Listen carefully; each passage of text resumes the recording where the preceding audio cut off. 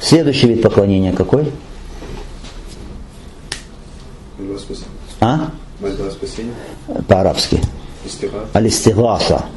Аль-истигаса. Опять что? Ист. Ист это что? Просьба. Просьба чего? Гаус. Что такое гаус? Здесь спасение. Когда ты оказался в каком-то крайнем тяжелом положении, когда тебя нужно спасать. Истигаса, к кому обращаем мы? К Аллаху Субхану ва Тааля. Истигаса, как истиаза, истиана, делится, мы говорим, на два вида.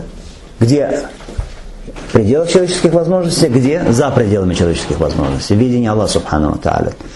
Там, где речь идет о вещах за пределами человеческих возможностей, здесь истигаса только к Аллаху Субхану ва Тааля. Если в человеческих возможностях, то можно просить спасения у человека, чтобы он помог, чтобы он спас. Можно при 4 условиях. Каких? Еще раз?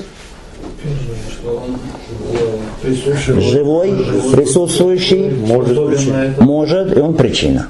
Да, способен, и он причина. Если он мертвый, и человек просит спасти, то это что? Это ширк. Это ширк. Это ширк аль-акбар.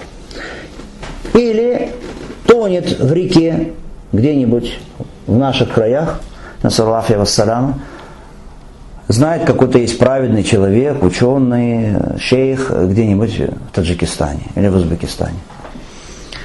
И просит его: спаси меня, шейх такой-то. Допустимо? Нет. Более того, что это? Ширк. Это будет ширк аль-акбар. Доказательство, что истигаса посвящается только Аллаху Субхану ва Тааля. Истастагисуна раббакум фастаджаба лакум. И вот вы попросили о спасении вашего Господа, и Он ответил вам. Сура Аль-Анфаль, говорит Аллах Субхану ва Тааля.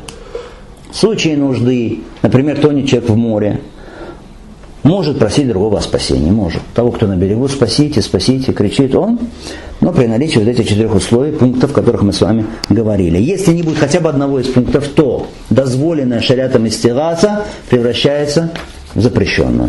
Может превратиться и в ширк.